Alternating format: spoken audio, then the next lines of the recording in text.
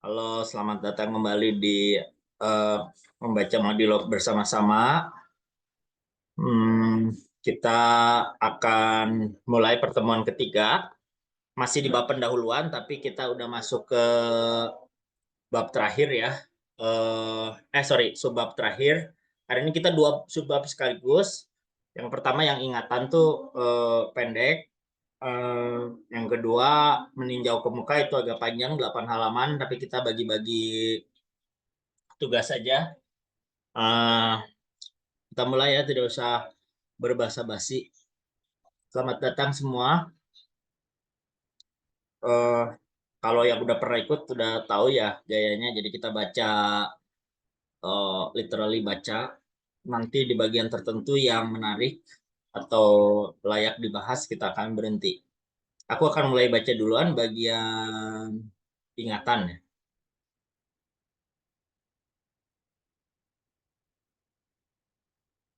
Oh sorry. Mungkin review dikit. Kemarin-kemarin kita apa bahas eh, heroisme Tan Malaka ya dalam mempertahankan intelektualitasnya, apa semangat intelektualnya. Bentar, ininya ke tutup. Jadi ngaruh loh semangat ke aku, jadi apa gimana ya? Aku main-main kan sempat rusak gitu laptopnya, terus eh, aku terpaksa ngetik-ngetik di warnet. Jadi malu gitu kalau aku meratap tuh, malu sama Tan Malaka. Tan Malaka tuh sampai nyembunyiin apa buku-bukunya gitu loh. Udah ya, kelihatan ya. Ji kelihatan nggak? Kelihatan, Kang. Oke, aku mulai ya. Ada latar azan tapi nggak apa-apa ya, biar biar Islami. Ingatan. Kitab ini adalah bentuk dari paham yang sudah bertahun-tahun tersimpan di dalam pikiran saya.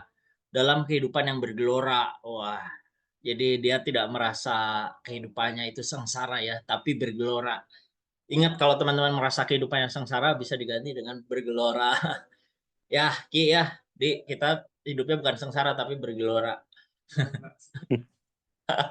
Disinilah dikerangkakan arti dan daerahnya materialisme, arti dan daerahnya dialektika, serta arti dan daerahnya logika.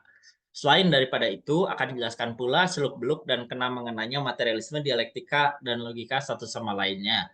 Jadi diterangkan dulu masing-masing apa itu materialisme, apa itu dialektika, apa itu logika, dan diterangkan juga bagaimana kaitan antara ketiganya. Kira-kira begitu. Baik pun materialisme ataupun dialektika, bahkan juga logika, masing-masing mempunyai lapangan dan tafsiran berjenis-jenis. Materialisme itu bisa ditafsirkan dengan cara yang mekanis, cara mesin mati atau kematian mesin. Malah kaum mistika, kaum gaib pun bisa mempergunakan materialisme itu buat memperlihatkan keulungan sulapnya atau sulap keulungannya. Ya, jadi tiap-tiap istilah itu punya tafsirannya sendiri-sendiri. Materialisme juga bisa dipakai untuk menjelaskan kaum hedonis ya. Itu juga materialisme dalam dalam tafsir tertentu. Dialektika yang berdasarkan pikiran dan kegaiban yang pada Hegelisme melambung sampai ke puncak masih terus-menerus dipakai sebagai perkakas buat meluhurkan rohani dan merohanikan keluhuran. Ya nanti kita akan jelaskan bagian ini di bagian dialektika. Pemikir borjuis dan pemikir feodal bergantung pada dialektika mistika itu seperti seekor semut hanyut bergantung pada sepotong rumput yang diayun-ayunkan gelombang. Ya pokoknya dialektika tuh nanti ada dua macam ya, dialektika idealis yang disebut pada Hegelisme ini yang melambung sampai ke puncak, jadi dia berada di tataran roh gitu ya, dan dialektika materialis, dialektikanya Marx yang berada dalam tataran eh, konkret, hal-hal konkret. Logika memuncak pada ilmu bukti ya, sains zaman sekarang dengan berjenis-jenis cabangnya ilmu itu.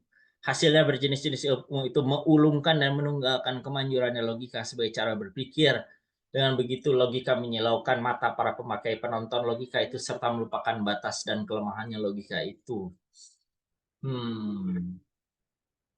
ya oke, kalimat terakhir ini agak apa artinya melupakan batas dan kelemahannya logika itu. Oh, jadi dengan sains mungkin ya kekurangan-kekurangan logika malah jadi terlupakan ya. Jadi terlihat buktinya kira-kira gitu. Sebaliknya pula, beberapa kitab yang berdasarkan materialisme dialektika di Eropa dalam keadaan menantang logika itu lupa akan atau sedikit sekali memperhatikan kepentingan logika itu. Buat Timur umumnya dan Indonesia khususnya, sampai pada saat saya menulis kitab ini masih gelap gulita, diselimuti macam-macam ilmu kegaiban, maka logika itu masih barang baru, hangat perlu diketahui dan dipahamkan bersama-sama dialektika dan materialisme. Jadi kira-kira dalam era Tan Malaka itu hidup, di sekitarnya belum banyak orang yang mengerti apa itu logika. Tapi logika ini maksudnya nanti kita bahas ya, apakah logika Aristotelian, apakah logika yang sudah mewujud jadi ilmu bukti atau sains ya. Tetapi jangan pula kita sesat karena mengulung logika dan menunggalkan logika itu dengan tidak mengenal batas dan kelemahannya. Dalam kita ini logika dibentuk di dalam iklim dialektik. Keduanya, logika dan dialektika bergantung pada materialisme. Sebaliknya pula materialisme ini bersangkut paut dengan logika dan dialektika, seperti materi benda itu mempunyai sifat bergerak dan berhenti, takluk pada hukumnya gerakan yakni dialektika, serta hukum berhenti yakni logika. Nanti kita ada bagian di mana Tan Malaka menerangkan ya bahwa logika itu mengandung prinsip identitas, yaitu misalnya A sama dengan A, A adalah dirinya sendiri gitu A. Tetapi dialektika tidak berhenti di sana. Dialektika itu ada tegangan antara A dan non A dan kontradiksinya ya. Gitu. Tapi nanti kita bahas di bagian filsafat. Sampai lebih dari pertengahan kitab ini sampai kira-kira ke ujung bahagian logika satu buku pun buat reference catatan tidak dipakai karena memang tidak ada. Tidak dipakai itu karena nggak ada. Khawatir semua catatan dipetik dari ingatan semata-mata. Di belakangnya saya mendapatkan bermacam-macam buku yang perlu buat dipetik dari peringatan tadi. Bukunya tiada terdapat di seluruh Jakarta. Bermula saya sandarkan seluruh isi kitab ini pada ingatan jembatan yang keledai semata-mata. Tetapi sesudah lebih dari seperdua buku ditulis, saya mendapatkan bahan tulisan yang bisa diperiksa benar tidaknya sewaktu-waktu, yang bisa dipanjangkan atau dipendekkan menurut pilihan. Ya, jadi tidak ada referensinya karena nggak ada, di mana-mana nggak ada, dia cari di Jakarta, dia sandarkan pada jembatan keledainya ya, bisa tonton YouTube kita minggu lalu. Dengan berlainnya keadaan memilih dan menguji bahan itu sudahlah tentu isi seluruh buku bukan sifatnya, melainkan bentuknya saja tidaklah lagi seimbang, harmonis, dan tiada lagi sesuara. Walaupun saya mau merubah, saya tiada berdaya karena bermacam-macam buku buat bahan dari bagian pertama itu memang tiada bisa didapatkan. Saya mesti menunggu sampai perang selesai baru bisa didapatkan beberapa buku itu. Yaitu kalau ada bahan penting pula fulus duit ya. Jadi udah mah bukunya baru bisa dapat perang, habis perang, duitnya juga belum tentu ada, aja khawatir gini. Tuh. Tetapi kalau Madilo masih kekurangan bentuk, saya pikir dia tidak kekurangan sifat. Menarik ya. Jadi poinnya masih dapat, walaupun ada beberapa hal yang belum sempurna. Oke, aku pikir ini bagian yang semacam pembelaan ya, bahwa dia menggunakan ingatannya untuk menjelaskan beberapa konsep, tetapi dia mau membesarkan hati gitu ya, bahwa atau membesarkan kita pada pembaca walaupun berdasarkan ingatan buku ini tidak kekurangan sifat. Gitu. Aku akan baca 2 halaman ewang ya, ewang tuh masing-masing. Untuk meninjau ke muka nanti gantian. Di total ada 8 halaman, jadi ada 4 orang. Siapkan teman-teman yang mau sukarela membacakan ya, biar ramai aja. Meninjau ke muka. Baru saya sampai ke Jakarta, masuki sebuah toko buku Belanda, salah satu toko buku yang terbesar di Asia Timur ini. Namanya toko buku Belanda ya.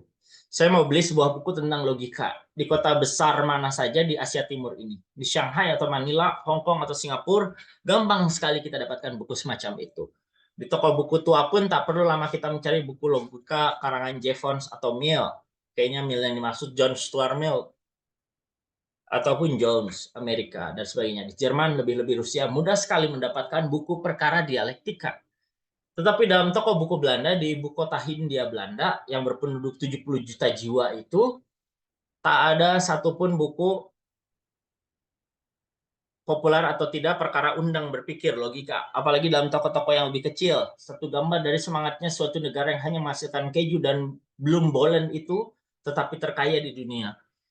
Saya percaya bahwa dalam sekolah tinggi di Belanda dan Indonesia ada terkhusus atau tersambil diajarkan logika. Tetapi saya pikir saya tak jauh dari kebenaran kalau berkata bahwa English speaking nations, bangsa-bangsa yang berbicara bahasa Inggris terutama Amerika, lebih mementingkan didikan buat rakyat murba, buat pemuda yang berotak tetapi tak mampu, baik dengan jalan sekolah tinggi rakyat ataupun kursus dan buku populer.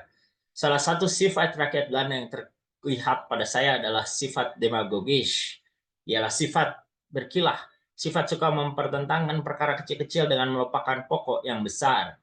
Tidak heran kalau negara kecil berpenduduk kira-kira 1/20 dari Amerika dan berkeluasan 1/375 dari Amerika mempunyai partai politik 52 buah. Menurut berita seorang jurnalis Inggris yang berada di Holland ketika diserang oleh Jerman tahun bulan 10 Mei 1940 apa 5 Oktober, gimana bacanya? Jadi kira-kira 17 kali sebanyak partai yang ikut dalam pemilihan di Amerika. Menurut ukuran Belanda, Amerika itu mestinya mempunyai lebih kurang 1040 partai baru ia bisa menyamai Belanda dalam hal percekcokan perkara tetek benger. Kok benger sih? Bengek kali. Logika, apalagi dialektika, bukanlah ilmu yang dipopulerkan, dijadikan ilmu umum di mana Raja Minyak, Colin, dan Raja Tembakau, Kramer, jarela. Cir, apa ini? Sudah bertahun-tahun saya tak punya buku. Tak ada salahnya buat saya sekarang sebelum menulis buku Madilog ini, sebentar mengincarkan mata pada daftar, isi, dan halaman buku-buku yang mengandung dialektika dan logika. Tetapi sebab toko buku yang terbesar di Asia Timur dan toko-toko buku nyamuk di Jakarta yang kecil maksudnya ya, tak punya satupun buku perkara itu, saya sama sekali didesakkan kepada jembatan keledai yang tersimpan dalam otak saya. Sekali lagi maaf, tetapi perlu pula dicatat di sini. Dalam bibliotek Batavia Genootschap, sesudah hampir habis Madilog, ditulis berjumpa juga dengan beberapa buku tentang logika dalam bahasa Belanda, Inggris, Jerman, dan Prancis. Oke, intinya dia nggak nemu buku-buku tentang logika ya. Di Indonesia, yang namanya waktu itu Hindia Belanda, dia curiga orang Belanda tidak terlalu tertarik karena mereka lebih suka pada sifat demagogis, sifat berkilah, kira-kira begitu ya. Saking senangnya berkilah sampai partai politiknya sangat banyak untuk ukuran penduduk yang nggak terlalu banyak gitu loh. Kira-kira gitu ya. Oke, Madilog ialah paduan dari permulaan suku kata mater, ya, di dialektika dan logika. Mater saya terjemahkan dengan benda, dialektika dengan pertentangan atau pergerakan, dan logika dengan undang berpikir. Oke ya, mater berarti benda, dialektika berarti pertentangan atau pergerakan, ya, dan logika adalah undang berpikir atau hukum berpikir, kira-kira begitu ya. Kayak dialektika adalah pertentangan atau pergerakan. Paduan dalam bahasa Indonesia tiadalah begitu enak didengar dan tiada pula membuka pikiran baru seperti jembatan keledai saya. Sebab segala kata di atas sudah begitu umum dalam bahasa negara besar-besar di Eropa. Walaupun bahasa cangkokan dari bahasa Latin dan Yunani, maka tiadalah perlu kita segan mencangkok kata itu ke dalam bahasa kita. Madilog yang saya maksudkan terutama ialah cara berpikir. Ya, madilog adalah cara berpikir. Bukanlah suatu Weltanschauung, pemandangan dunia, walaupun cara berpikir dan pemandangan dunia atau filsafat adalah seperti tangga dengan rumah, yakni rapat sekali. Dari cara orang berpikir itu kita dapat duga filsafatnya, dan dari filsafatnya kita dapat tahu dengan metode apa dia sampai ke filsafat itu. Jadi madilog adalah cara berpikir, bukan suatu Weltanschauung, bukan suatu pandangan dunia, walaupun mirip, jadi seperti tangga dan rumah rapat gitu ya. Bukan world view, tapi cara berpikir. Jadi cara berpikir itu mungkin dia seperti alat untuk berpikir ya, bukan suatu world view ya. Bedanya agak-agak tipis. Murid yang cerdik juga insyaf bahwa kalau dia sudah tahu satu cara, satu undang, satu kunci buat menyelesaikan satu golongan persoalan, maka tiadalah ia menghafal berpuluh-puluh persoalan atau jawaban puluhan atau ratusan persoalan itu, tetapi dia pegang cara atau kuncinya persoalan tadi saja. Oke, aku membaca sedikit bahwa Tan Malaka agak terpengaruh pada idealisme Jerman ya, meskipun Marx itu kata materialisme, tapi dia masuk pada golongan idealisme Jerman bahwa dia pengen menciptakan satu sistem berpikir yang kalau dia bisa menyelesaikan satu persoalan, maka persoalan lain pun bisa dibereskan oleh cara berpikir itu.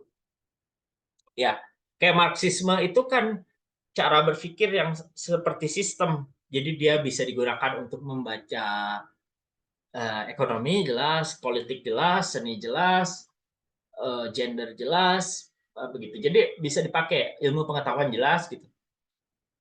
Bisa dipakai untuk menyelesaikan beberapa persoalan.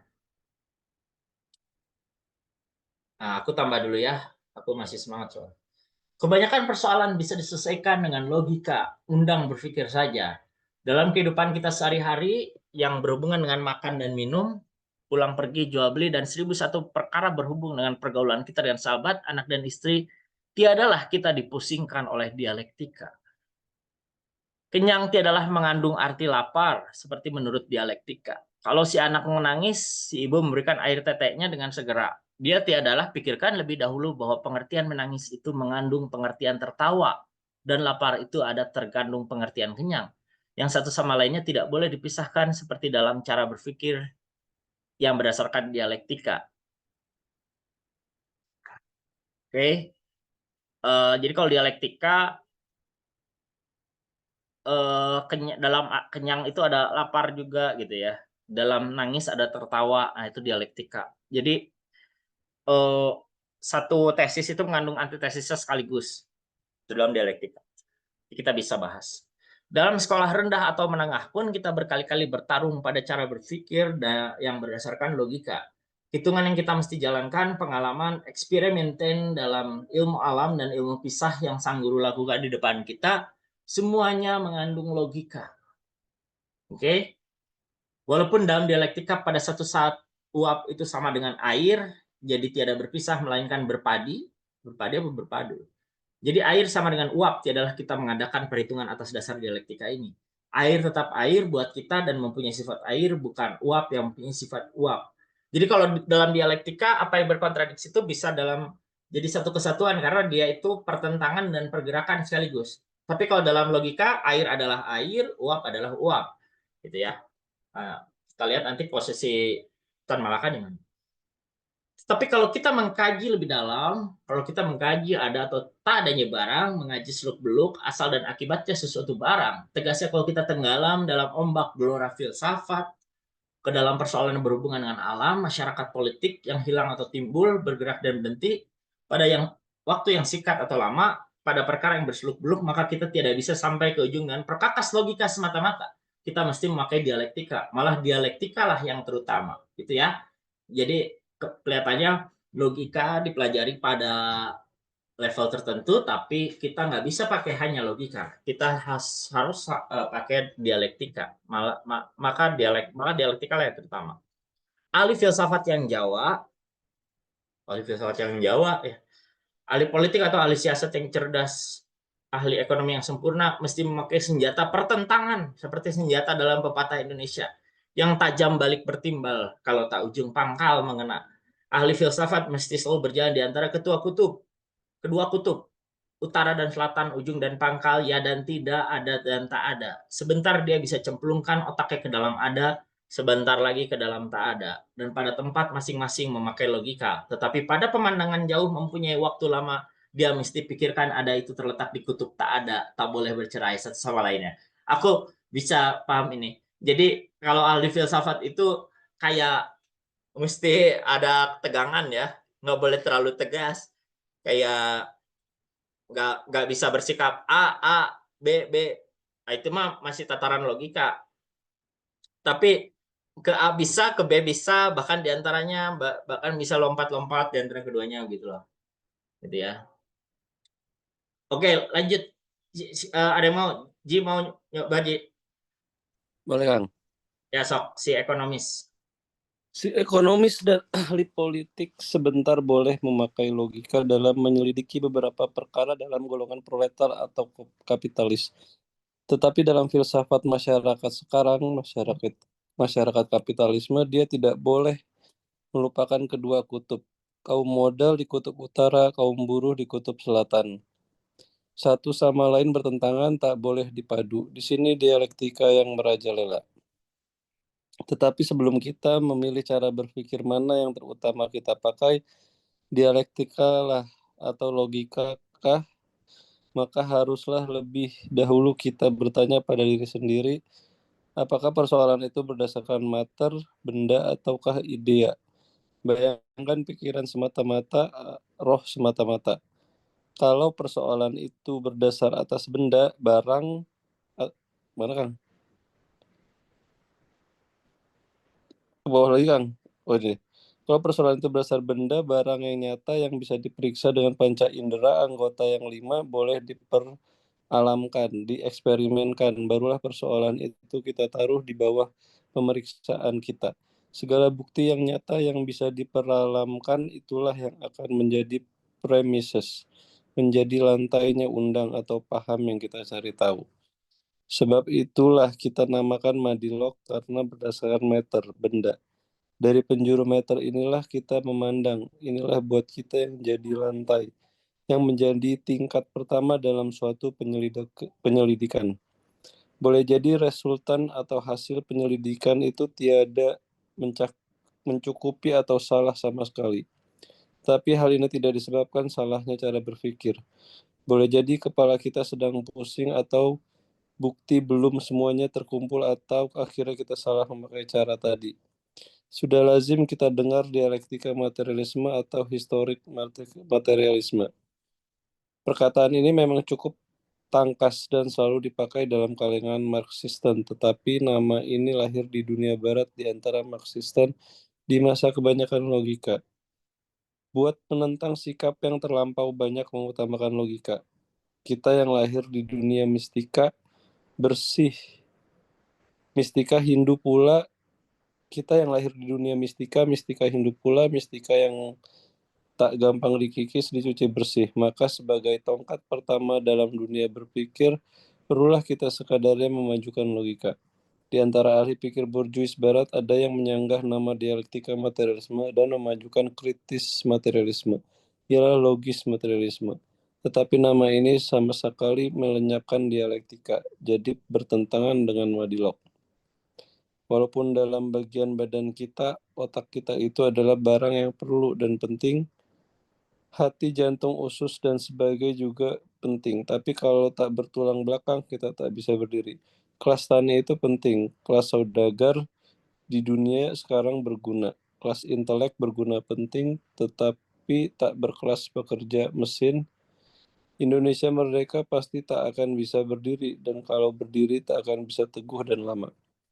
Beginilah paham saya sebelum dibuang keluar negara lebih dari 20 tahun yang lampau. Di bawah bendera dai Nippon, paham itu tak bertambah lemah, malah sebaliknya bertambah kuat.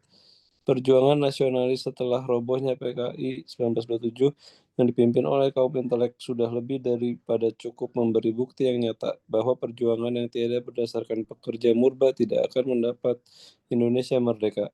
Sikap keras terhadap para pemimpin prajurit pekerja jauh lebih kejam daripada sikap yang diambilnya terhadap para pemimpin nasionalis adalah sikap yang sangat jitu sekali, menggambarkan taksirannya imperialisme Belanda terhadap berbagai golongan masyarakat Indonesia yang mengancam dirinya itu. Paham saya tentang segala golongan di Indonesia sudah cukup saya terangkan dalam beberapa brosur yang saya sebut di atas tadi. PARI yang didirikan sesudah hancurnya PKI berdiri atas perhitungan kekuatan terbuka dan tersembunyi rakyat murba dan pekerja Indonesia.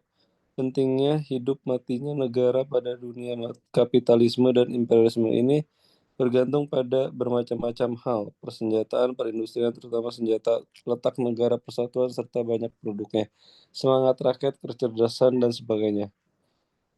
Di stop Kalau dulu. ya, Gantian ya, sok. Ada lagi nggak? Naima mau baca nggak?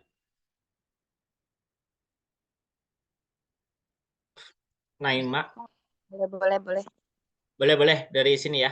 Dari kalau semua hal. Oke, Kak. Tapi aku ini baca dari bukuku, Kak, ya. Nanti kalau misal agak beda, maaf ya. Nggak Soalnya apa-apa. biasanya ada yang jadi beda. Oke. Kalau semua hal yang lain bersamaan, letak negara, kecerdasan, dan banyaknya penduduk dan sebagainya, maka dalam satu perjuangan, keadaan perindustrianlah yang akan memberi putusan. Yang kuat perindustriannya, itulah pihak yang mesti menang. Perusahaan sekarang berdasar atas ilmu pengetahuan atau sains dan teknik pesawat. Pesawat itu bendanya ialah besi baja dan kodrat atau rohnya terutama minyak tanah. Kalau tak ada baja dan minyak, kapal terbang tak bisa naik, tank dan mobil tak bisa lari, dan kapal selam tak bisa maju. Kalau besi dan baja itu tidak terdapat dalam negara, melainkan pada negara lain, maka buat menyampaikan maksud imperialismenya, dia mesti menguasai semua benda yang penting itu. Kalau satu negara penuh dengan benda tadi, tetapi lemah semangat rakyatnya, lemah intelek, tidak bersatu dan tidak pula merdeka, maka negara itulah yang akan menjadi umpan atau makanan negara yang gagah perkasa. Di dunia ini tak ada letaknya negara yang lebih berbahagia dari letaknya Indonesia. Buat siasat perang tak ada tempat yang lebih teguh. Barang siapa yang mendudukinya, walaupun hal lain bersamaan, dia mesti menang perang. Siapa yang tidak mendapat kedudukan itu, lambat laun ia akan kalah. Lihatkan saja peta bumi. Dulu pun hal ini sudah saya majukan. Besi yang paling banyak dan paling baik sifatnya menurut laporan dalam Bataviase Newsblad tahun 1935, kalau saya tak lupa, ialah di Indonesia Utara, Filipina. Tambang besi di Malaka dan Filipina memang sudah berjalan. Sulawesi dan Kalimantan banyak sekali tanahnya mengandung besi. Minyak di Sumatera, Kalimantan, Irian sudah begitu kesohor di seluruh dunia. Tak perlu dibicarakan lebih panjang lagi. Bauksit dan aluminium keduanya buat melebur baja yang kuat keras sudah dikerjakan di Riau dan akan dikerjakan di Asahan. Benda perang yang lain seperti timah, getah, dan kopra buat bom TNT yang mah dahsyat itu minyak kelapa lah yang dipakai. Didapati di Indonesia lebih dari seluruh bagian dunia lain digabung jadi satu. Sudah pernah seorang pengarang buku di Amerika meramalkan bahwa kalau satu negara seperti Amerika mau menguasai samudra dan dunia, dia mesti rebut Indonesia lebih dahulu buat sendi kekuasaan. Si Amerika tadi tidak meramalkan mungkin kelak rakyat Indonesia sendiri menguasai negaranya sendiri. Tak mau menjadi umpan atau makanan negara lain, seperti lebih dari 300 tahun di belakang ini. Saya sudah kenal sama tambang besi di Malaka dan Indonesia Utara, Filipina. Baru ini saja saya kagumi tambang minyak yang besar di Pangkalan Brandan, Pelaju, dan Sungai Gerong. Saya tahu adanya tambang minyak di Tarakan dan Balikpapan, batu bara di Malaka, Sawah Lunto, Bukit Asam, dan sebagainya, tambang timah di Bangka dan Belitung. Saya tahu ratusan ribu pekerja yang terikat oleh kereta api, tram, mobil, kapal laut dan udara, pos, telepon, telegram, dan radio. Ratusan ribu pekerja pada bengkel, pabrik besi, kimia, gula, teh, kain, sabun, dan lain-lain. Pada masa saya berangkat ketika lebih dari 20 tahun dahulu, jumlah kaum pekerja itu sudah 2 atau 3 juta orang. Sekarang sudah tentu lebih dari itu. Banyak dan sifatnya perusahaan dalam 20 tahun belakangan ini memang sudah bertambah. Begitu juga banyaknya serta sifat prajurit pekerja. Pekerja di dalam tambang minyak, besi, timah, bengkel, dan pabrik, dan pada pengangkutan inilah tulang belakangnya ekonomi Indonesia. Inilah kaum yang bisa dikerahkan buat menyokong berdirinya dan majunya Indonesia merdeka yang sejati dan terus-menerus mempertahankan kemerdekaan itu. Dekatilah golongan pekerja ini, masukilah kelasnya. Dengan kelas ini bersama dengan golongan lain, maka kelas pekerja seolah-olah akan menjadi kelas sebagai teras yang dikelilingi kayu dan kulit. Kalau ia terus maju ke muka buat mencapai kemerdekaan sejati dan mendirikan negara yang cocok dengan kemakmuran, sama rata, dan persaudaraan. Tetapi Tuan mesti kupas masyarakat sekarang dengan cara berpikir yang beralasan benda, bukan roh, yang bertentangan, bukan perdamaian, memakai hukum berpikir yang bukan fantastis, bertahayul sembarangan. Jelaskan pentingnya benda buat kesehatan, kecerdasan, kebudayaan, kemerdekaan, dan kesenangan. Kupaslah pertentangan upah dan untung, pertentangan proletar dan kapitalis, pertentangan politik buruk dan politik majikan, dan akhirnya pertentangan kebudayaan kaum pekerja dengan kebudayaan kaum hartawan yang menganggur itu. Jelaskan kedudukan proletar dalam dunia kapitalisme ini. Peringatkanlah bahwa mereka, pekerjalah yang menduduki lantai perekonomian Indonesia. Bangunkanlah semangat kritis menentang dalam masyarakat yang memang berdiri atas beberapa golongan yang bertentangan. Dengan begitu, bangunkanlah semangat menyerang buat meruntuhkan yang lama, usang dan mendirikan masyarakat yang baru, kukuh, kuat. Janganlah dihampiri mereka pekerja ini dengan logika supranatural. Atau kalau Tuhan begitu gemar akan logika supranatural atau dialektika, haruslah Tuhan berlaku jujur. Jalankanlah akibatnya yang sebenarnya dari logika atau dialektika supranatural tadi. Bilanglah saja terus terang bahwa benda itu tak berarti apa-apa kalau dibanding dengan akhirat. Propagandakanlah bahwa benda dan nikmat di akhirat lebih banyak, lebih lezat dan lebih kekal, atau cocok dengan filsafatnya Buddha Gautama. Katakanlah bahwa benda itu adalah satu rantai, satu karma yang merantai hidup kita, hidup sengsara ini. Dengan demikian, cocokkanlah dan ikutilah sikap dan tindakannya beberapa sekte atau mazhab supranatural yang mencari cara yang baik buat membatalkan dunia ini. Cara yang baik buat mati. Yang buat mereka berarti mati hidup. Berlakulah begitu. Supaya teori cocok dengan praktik, kata dengan laku. Dengan terus terang dan konsekuen bercakap begitu, kaum pekerja bisa memilih mana yang baik di antara madilog atau logika supranatural. Sodaqallahul azim. Makasih, Naim. Astagfirullahaladzim. Sodaqallahul azim. Eh, ya, terima kasih. Ini sungguh padat ya. Nah, ini kadang-kadang baca teks apa ya? Anggaplah ini teks filsafat ya. Eh, ini tuh kadang kita menemukan kalimat seperti ini. Dia seperti mengagungkan sesuatu yang mistika ya atau supranatural kalau di bukunya Naima tadi istilahnya. Tetapi sampai akhir kita temukan bahwa itu adalah semacam sindiran. Jadi cara yang baik buat mati gitu. Padahal tadinya dia menjelaskan propagandakanlah bahwa benda dan nikmat di akhirat lebih banyak, lebih lezat dan lebih kekal atau cocok dengan filsafat Buddhisme kali ya. Benda itu satu rantai, satu karma yang merantai kita hidup sengsara ini. Nah, justru yang demikian itu dia tentang gitu. Jadi sok aja tunjukin mana filsafat yang lebih baik, mana yang lebih baik antara madilog atau logika mistika atau logika supranatural. Nah, tadi di bagian ini dia banyak bicara soal kekuatan kelas pekerja ya. Walaupun gaya cerita-cerita yapping gitu, tapi di bagian-bagian ini dia menunjukkan betapa besarnya kekuatan kelas pekerja itu. Ya, jumlahnya begitu banyak. Nah, dekatilah golongan pekerja ini, masuklah kelasnya dengan kelasnya bersama menjadi golongan lain, maka kelas pekerja seolah-olah akan menjadi kelas sebagai teras, inkling kayu dan kulit. Kalau ia terus maju ke muka buat mencapai kemerdekaan sejati dan mendirikan negara yang cocok dengan kemakmuran sama rata dan persaudaraan.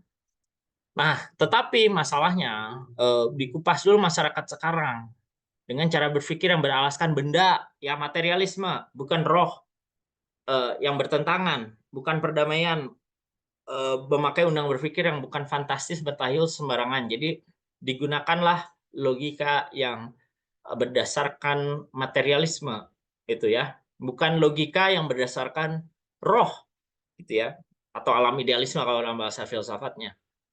Jelaskan pentingnya benda untuk kesehatan, kecerdasan, kebudayaan, kemerdekaan, dan kesenangan. Ini maksudnya menjelaskan sesuatu yang material itu konkret gitu ya. Ada efeknya untuk kesehatan, kecerdasan, kebudayaan, kemerdekaan, kesenangan. Jadi jangan yang terlalu tahayul gitu. Untuk misalnya kecerdasan apa ya? Ya sholat sunnah misalnya ya. Ya boleh aja, tapi mungkin yang lebih ditekankan yang penting untuk kecerdasan tuh ya belajar, ya minum vitamin atau apa yang lebih saintifik gitu. Nah, di sini dia lagi menjelaskan dialektika. Kupaslah pertentangan upah dan untung. Nah, tadi kita bicara dialektika adalah pertentangan atau pergerakan. Jadi pergerakan tuh berarti kan di antara dua konsep upah dan untung itu ada pergerakan di antaranya, itulah dialektika. Pertentangan proletar dan kapitalis. Nah, kalau logika dia hanya berhenti pada menjelaskan apa itu proletar, apa itu kapitalis. Tapi dialektika harus mampu menjelaskan pertentangan proletar dan kapitalis. Itu bagaimana kedudukannya, bagaimana posisi antara keduanya, bagaimana hubungannya, gitu ya. Pertentangan politik buruh dan politik majikan, artinya pertentangan kebudayaan kaum pekerja dengan kebudayaan kaum hartawan, bourgeois yang menganggur itu, gitu ya. Misalnya kita perlu menjelaskan bahwa kaum bourgeois itu atau kaum kapitalis itu adalah orang-orang yang memiliki alat produksi, memiliki tempat, memiliki tanah, tapi mereka ingin memutar produksi itu menjadi uang yang lebih banyak, tetapi tenaga kerjanya membutuhkan proletar yang mengolahnya, yang memproduksi ya, gitu. Nah, kan hubungannya harusnya adil. Hubungannya harusnya transaksional, saling menguntungkan. Yang satu punya skill, satu lagi punya sumber daya, gitu, sumber daya benda, gitu. Nah, tetapi kenapa kalau kita tidak kritis pada pertentangan itu, kenapa kok hubungannya jadi lebih rendah proletar ya, buruh jadi lebih rendah, sementara kapitalis jadi majikan ya, jadi orang yang punya kuasa lebih, jadi bos gitu loh. Nah, itu harus dikritisi. Kenapa bisa seperti itu? Padahal asal mula pertentangannya karena mereka saling menguntungkan secara produksi. Nah, kalau kata diterangkan di bagian atasnya, Tan Malaka bilang, ya jumlah pekerja ini lebih banyak. Kalau mereka sadar, kalau mereka berpikir secara material, secara logis, secara dialektis, gitu, harusnya bisa bisa maju, bisa menguasai gitu kira-kira ya. Oke, itu kira-kira dariku. Silakan ada yang mau didiskusikan. Tadi ada Maci Caki sama Riri mungkin belum berpendapat, belum kebagian baca. Ada yang mau ditanyakan, disampaikan atau tanggapan, silakan. Dan lainnya enggak.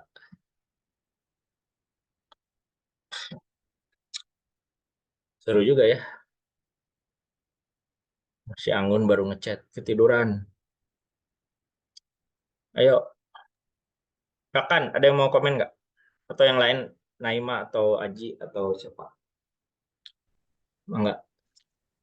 Aku mau nanggepin sih Kak, kalau yang banyak bahasa yang aku belum paham sih di sini. Tapi mungkin pasti nanti ke depannya di bagian-bagian selanjutnya tuh diperjelas ya, kayak yang di bagian peringatan tuh yang kayak mesin mati atau kematian mesin, meluhurkan rohani dan merohanikan keluhuran. Itu bagi aku masih kayak apa ya maksudnya nulis kayak begitu, kayak gitu.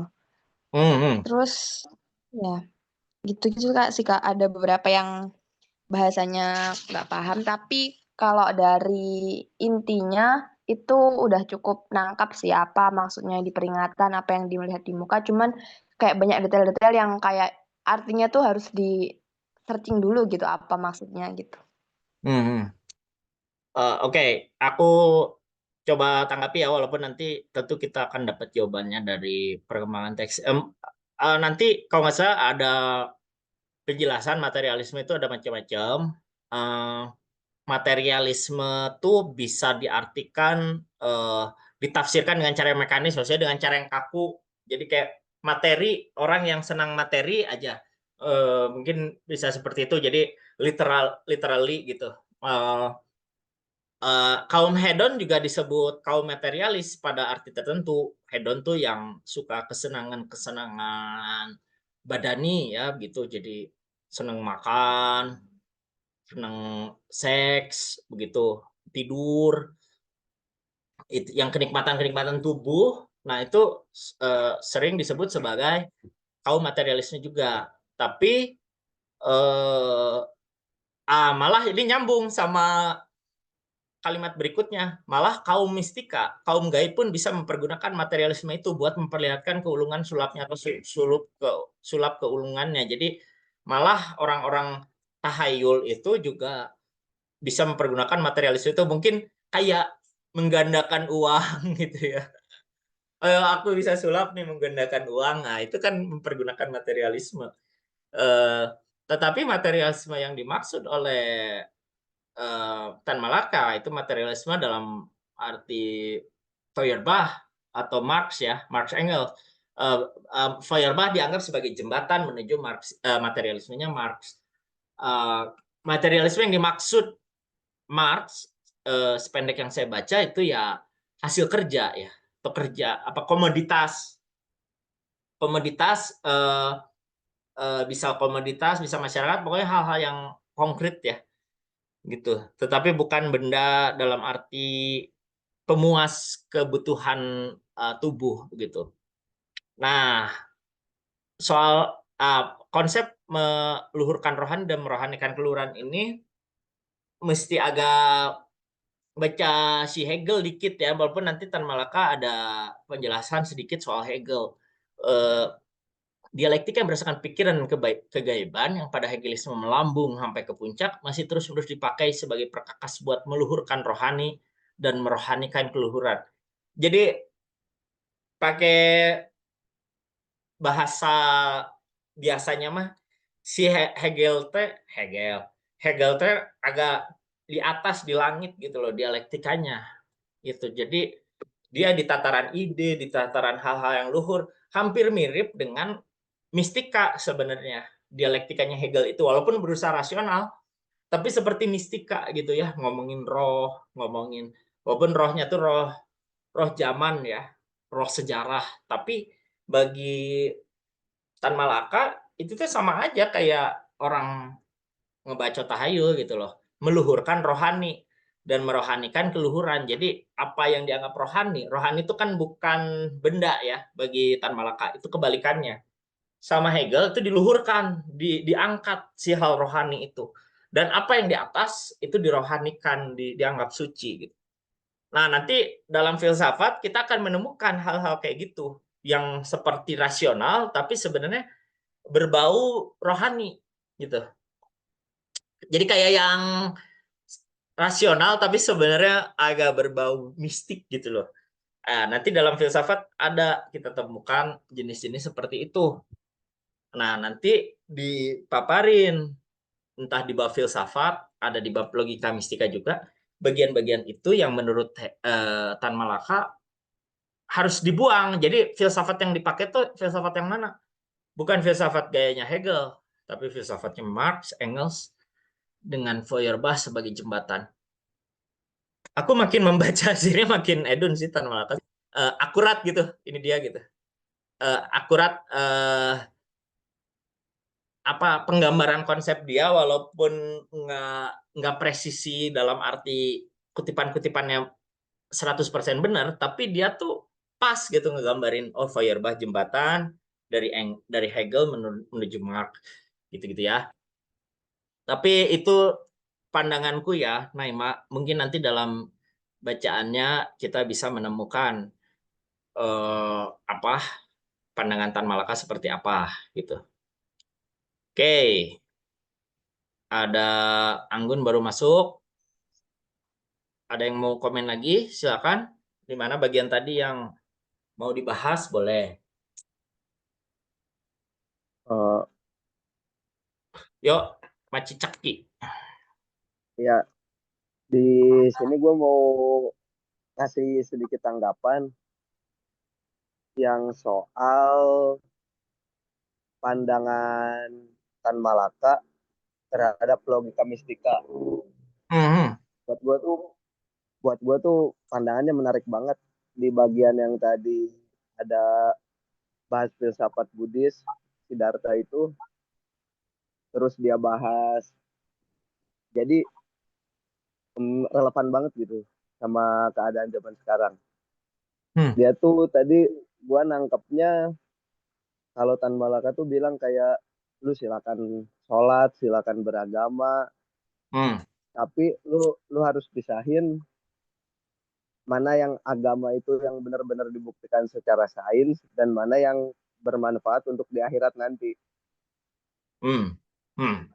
Nah, nah buat gua dari POV Islam tuh, ya itu nilainya sesuai banget. Jangan sampai lu sholat gara-gara pusing sama kerjaan kayak gitu-gitu. Ya, karena dari sudut pandang, kalau ini agama gua ya, Islam tuh ya udah lu sholat karena kewajiban lu udah sampai situ titik.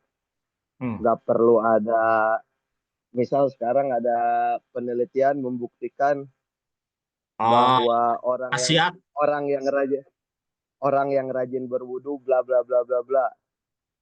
Kalau kita sholat sehari 5 waktu menurunkan resiko penyakit apa ya.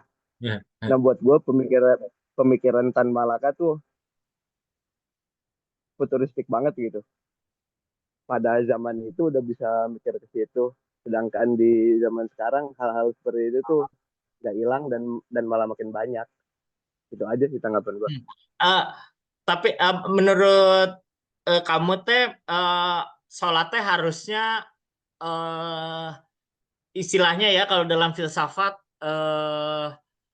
deontologis. Jadi pokoknya sholat tuh karena sholat aja, nggak usah mikir konsekuensinya. Atau sebaiknya sholat itu istilahnya konsekuensilis. Ada dia baik karena mempunyai konsekuensi baik. Kalau posisi yang kamu lihat gimana? Kalau gue pribadi ya, gue sholat karena Tuhan gue mewajibkan itu dan dan ada hukuman-hukuman yang berat nanti kalau gue tidak melaksanakan sholat. Sesimpel Oh, itu aja sih. deontologis ya. Jadi pokoknya sholat karena harus sholat aja. Nggak ada, Ya, ya, meskipun habis sholat kita tertimpa bencana bukan berarti sholat itu tidak baik, begitu ya? ya, ya. Dan sedangkan kalau kalau gue berpikir kalau gue berpikir sebaliknya, nah setelah sholat gue dapat bencana, otomatis dong gue nggak bakal sholat lagi. Benar. Jadi makanya gue memilih untuk berpikir seperti itu. Iya, sholat deontologis ya. Tadi apa Anggun juga milih yang pertama. Aku suka mikir gini, dulu diajarin sama guru agama SMP, kenapa nggak boleh makan babi katanya, karena babi mengandung cacing pita. Kalau menurutku mah nggak boleh makan babi ya nggak boleh aja, bukan karena mengandung cacing pita. Berarti kalau cacing pitanya dihilangkan jadi halal dong. Nah iya, itulah contohnya. Iya, Dan maksudku banyak banget hal-hal seperti perintahnya itu itu. mutlak gitu loh. Nggak boleh makan babi, ya udah nggak boleh. Masalah Iya. ternyata makan babi aku jadi sehat apa ya, bukan itu poinnya, pokoknya nggak boleh aja gitu. Karena kalau sholat di Islam nggak bisa diganti, kalau puasa ada fidyah bisa diganti, makanya nggak pernah puasa wajib. Iya betul betul, aduh jadi malu nih sholatku masih bolong-bolong. Nah, tapi menarik ya pembahasannya jadi masuk ke deontologi. Emang apa ya? Eh, Kayaknya aku pernah juga ada masa ketika kalau sholat itu aku kok banyak hal-hal baik datang gitu ya. Eh, tapi harusnya bukan itu alasannya begitu. Justru sholat itu supaya hal baik dan hal buruk itu bisa diterima gitu. Jadi melampaui hal baik dan hal buruk gitu kira-kira. Eh, Gitu ya. Menarik bahasanya jadi ke konsekuensi sama deontologi. Ya kayak nggak boleh minum alkohol kalau di Islam ya. Terus nggak apa-apa minum Iya. asal nggak mabuk gitu ya. Nah itu perdebatan itu mau apa masalahnya di mabuknya apa di apapun itu, kandungan alkohol maupun 0,1% ya tetap nggak boleh, maupun nggak mabuk juga gitu. Benar nggak? Gitu ya. Menarik menarik. Eh Ya kayak aku udah ngasih sama orang kok aku malah sial gitu ya, berarti nggak ikhlas ngasihnya. Kang, Ya, kalau aku teh setelah baca ini Awal-awal Tan Malaka kayak pengen menolak mistika, tapi setelah ngelihat orang yang bisa debus jadi gimana gitu. Beneran bisa. Kan ada yang jalan di atas bara api, nggak Ah, kebakar, terus makan beling gitu kan yang kuda lumping. Terus kan beraknya perutnya nggak hancur gitu apa gimana? Jadi tapi gini Ji, kayaknya harus dibedakan ya, dan ini mungkin kita diskusinya. Eh, apa ya? Agama, misalnya agama atau kepercayaan tertentu sebagai sebuah mistika, dan agama sebagai sebuah fenomena mater atau material. Menurutku orang Indonesia, bahwa mereka banyak yang beragama gitu ya, kelihatannya sebagian besar itu adalah fenomena material. Itu mah nggak usah diubah, itu nggak usah diolok-olok sebagai mistika. Justru ya, maksudnya nggak bisa kan kita kata-katain orang yang sholat ke gereja sebagai, ah lu mah goblok, masih logika mistika. Bukan itu poinnya. Tapi itu harus dipahami sebagai fenomena materi masyarakat gitu loh. Itu juga fenomena material. Jadi bukan, yang penting mah cara berpikir mereka itu tidak sepenuhnya mistika gitu. Atau kita jejali pemikiran kritis, dialektis gitu loh pada mereka. Jadi, oh, menurutku nggak bisa ditolak ya bahwa kenyataan di Indonesia ada perdukunan, ada rukiah, ada debus. Itu nggak itu, bisa diberantas gitu loh, kayak apa sih, jadi nggak material kalau menurutku mah. itu Gitu. fenomena juga ya. Iya, Kamu boleh ngasih tanggapan ya? ya boleh boleh boleh boleh, asik ya. Gimana? Kalau kalau menurutku justru Madilognya Tan Malaka itu untuk menghantam semua perdukunan, debu segala macam, justru bukan untuk memisahkan. Jadi Hmm. kalau aku berpikirnya Tan Malaka itu isi buku sampai yang ini ya, aku juga nggak pernah bener-bener baca mendalam sih. Justru kalau ada debus terus gak masuk akal, ya udah Hmm. diulik tuh apakah bener-bener itu nyata apa trik sulap. Kalau menurut gue sih trik sulap. Begitu juga dukun yang udah kelihatan banget lah trik psikologinya, ya semua hal lah. Makanya ke agama itu bukan dikecualikan. Kalau kayak orang ke masjid, ke gereja, justru garisnya ditarik tadi. Kalau yang bener sains, ya sains. Kalau lo mau berusaha buat afterlife, ya silahkan. Dan Hmm. afterlife tidak bisa ditolak juga oleh sains. Ya ya. Justru Ah, terus. ya ya intinya justru menurut gue tujuan Tan Malaka menulis Madilog itu agar semuanya dikupas sampai tuntas. Ya, kalau ada debus, coba buktiin itu tuh trik sulap apa beneran sains. Ah, Kalau dialektikanya soalnya ya. kalau gua iya, soalnya kalau gua pribadi sih percayanya semua itu trik sulap. Kalau semacam debus, kuda lumping dan perdukunan, ya itu tuh trik-trik psikologi. Dan gue kayak gitu sih. Ya, ya yang penting pertentangannya dikupas ya. Tadi menurut dia Ya, gitu. ya. Karena setauku si Marx itu, jadi kalau kita menerapkan komunisme di Indonesia, itu Marx sendiri tidak menyarankan komunisme itu harus sama dengan komunisme Rusia misalnya. Justru kalau gitu jadinya nggak material dong, gitu ya. Justru kalau komunisme misalnya diterapkan di Indonesia, ya harus sejalan dengan kondisi material masyarakat Indonesia gitu. Jadi jangan jadi agama dihapus gitu, terus kepercayaan-kepercayaan dihapus. Bukan itu poinnya, tapi harus berangkat dari kondisi material.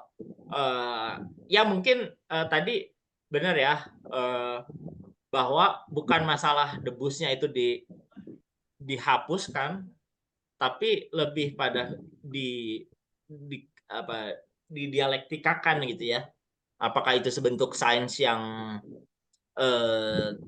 versi kearifan lokal gitu ya, saintifik dalam arti tertentu, atau gimana? Atau kemarin tuh aku lihat konten sama si Audi tuh yang lagi apa di kuda lumping, malah dimasukin sampah mulutnya, terus tiba-tiba sadar orang. Konten siapa itu di? Apa? Grawil. Ngeliat di mana? Di Reels, jadi dia pura-pura kesurupan di Oh, tengah-tengah. Reels. Terus yang kuda lumpingan mulutnya dimasukin lumpur gitu-gitu, tiba-tiba sadar terus digebugin. Ya, ya aku nggak tahu apa harus kayak gitu, nggak gitu juga kali. Hmm, Kak, aku mau masuk dong. boleh boleh, Aku Gun. tuh aku tuh jadi inget ini loh, ada apa dulu tuh di X tuh eh ini loh ada kayak eh semacam kayak kaum ateis sama agnostik di Indonesia tuh kayak sibuk sama sama apa ya? Sama eh, kepentingan-kepentingan agama yang sifatnya tuh ya apa ya kayak no- maksudnya tuh non esensial dari kepentingan maslahat gitu loh, kepentingan Hmm. maslahat yang lebih long term gitu. Nah, terus menurut aku kalau kayak misalkan kayak kepentingan maslahat itu gak cuman tugasnya ateis agnostik juga gitu, itu kan tugasnya kaum beragama juga gitu untuk Tuh. misalkan untuk ke misalkan kita bikin apa ya senjata nuklir gitu atau bikin apa gitu kan itu kan nggak cuman eh, tugasnya si kenapa dibebankan ke itu doang gitu ke ateis agnostik juga gitu mau apa mungkin mereka dipandang oh keren banget nih ini berarti tahap pola pikirnya udah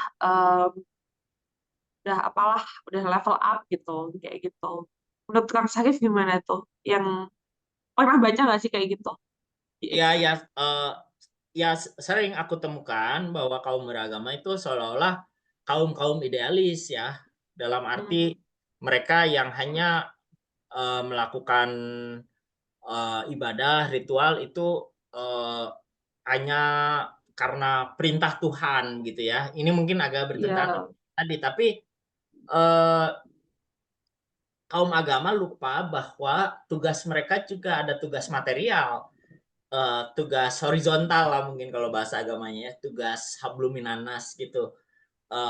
Dan tugas-tugas itu bukan berangkat dari itu apa kalau kata pertanyaan Naima tadi, keluhuran rohani atau kerohanian yang meluhur, bukan dari situ tapi dari kondisi masyarakat. Eh, Kayak aku kenal Ustadz di eh, apa di Jawa Timur itu Gus Fayad itu, dia sholat rajin jelas, sholat sunat rajin, mimpin pesantren, tapi dia juga peduli pada kondisi pekerja petani gitu loh. oh iya. Yang kayak gitu kan nggak bisa gini. Ada spektrum dalam agama yang menilai nasib-nasib orang itu kadang salah dia gitu loh, dosa ya lu sih dosa wae gitu ya. Nah gitu agak berbau Hmm. berbau ini. Oh, Ah, iya iya iya, pasrah aja, ikhlas aja kayak pasrah gitu ya. aja, Misalkan kita berbuat kena berbuat kena baik aja, tipu. sholat gitu, atau ngawirit apa zikir. Padahal kan Nabi juga mengajarkan ya, kalau ada kelaparan dan kelaparan ya tetangga-tetangganya juga disalahin gitu loh. Kenapa dia sampai kelaparan gitu. Artinya Atau mungkin kalau kita kena tipu gitu ya, kayak gitu kan biasanya kadang kena tipu ustadz nih, ikhlasin aja gitu. ya padahal Nabi saja mengajarkan eh, masalah kemiskinan struktural gitu loh. Kalau ada Iya orang betul. bisa makan atau sampai mencuri, yang salah itu tetangga-tetangganya juga. Kenapa tidak nge-support dia, nge-provide dia, atau Oh, ngediam dia gitu. Berarti ada ajaran tentang masalah struktural juga gitu kan. Itu yang seringkali aku pikir dilupakan dalam agama-agama ya gitu ya. Bahwa dia jahatnya bukan karena moralnya buruk gitu loh. Bukan karena rohaninya jelek, tapi karena masyarakat di sekitarnya mengizinkan dia atau membuat dia berbuat jahat. Gitu kan? Bisa seperti itu ya. Gitu.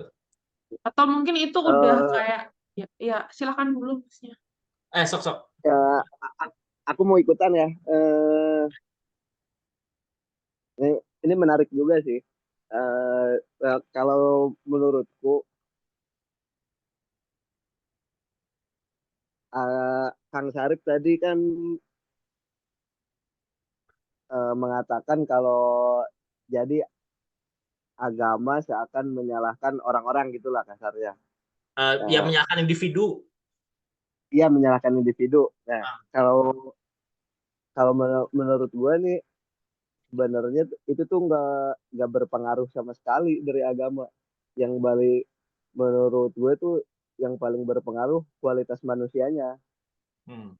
Cuma kebetulan di Indonesia mayoritas Islam dan orang-orang yang banyak yang bisa banyak bersuara tuh orang-orang yang kelihatan beragama. Nah, jadi mereka membuat menjadikan agama untuk menyalahkan individu. Nah, Yang padahal semua masalahnya tuh apa, misal nih di negara kita mayoritas ateis atau agama apa, gue yakin masalah itu bakal tetap muncul. hmm. Itu sih tanggapan gue. Oke, oke. Oh, menarik. Gimana Gun? Kamu mau meneruskan nggak tadi? Aduh, bentar lupa lagi tadi mau nanya apa. Silakan lanjut dulu.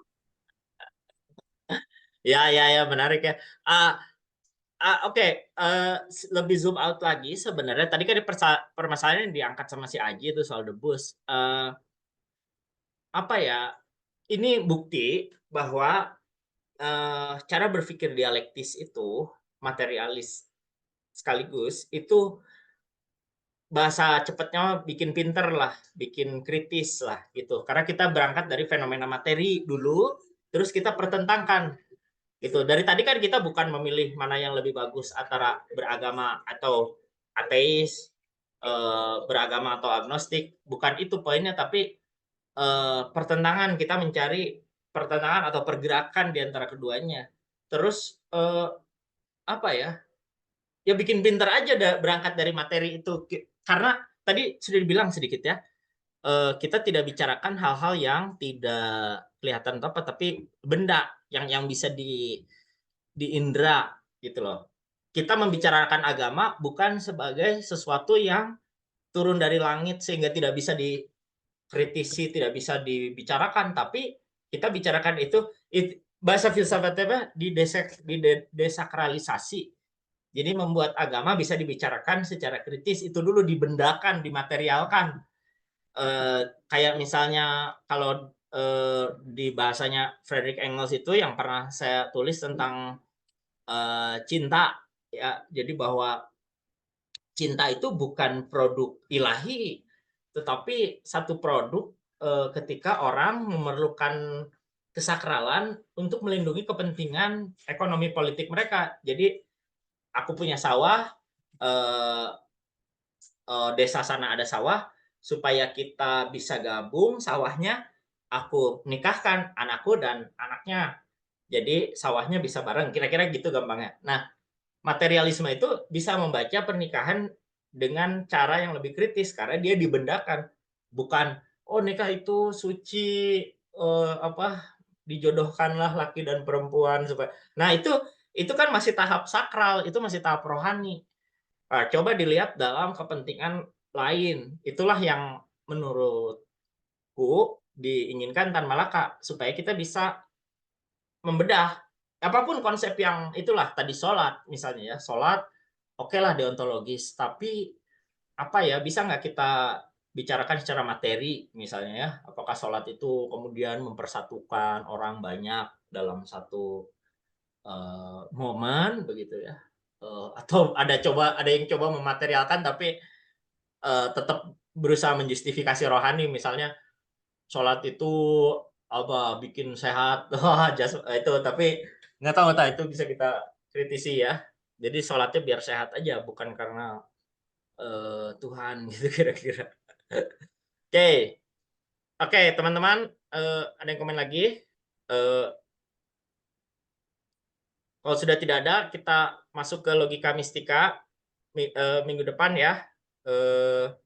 Kita tutup dulu 1 jam aja cukup ya, filsafatan gini nggak usah sering-sering, nggak usah terlalu lama seminggu. Ya, kita masuk minggu depan masuk bab baru logika mistika. Mungkin kita akan bagi beberapa subbab untuk supaya nggak terlalu capek dalam setiap pertemuan. Oke, terima kasih semua teman-teman yang udah terlibat, aktif banget hari ini, keren. Thank you yang udah baca, Aji, Naima, yang udah berpendapat, Maci Kaki, Anggun. Thank you ya semua. Kang, masih Kang. Ya, sampai ketemu di Makono Project berikutnya. Bye-bye. Makasih teman-teman.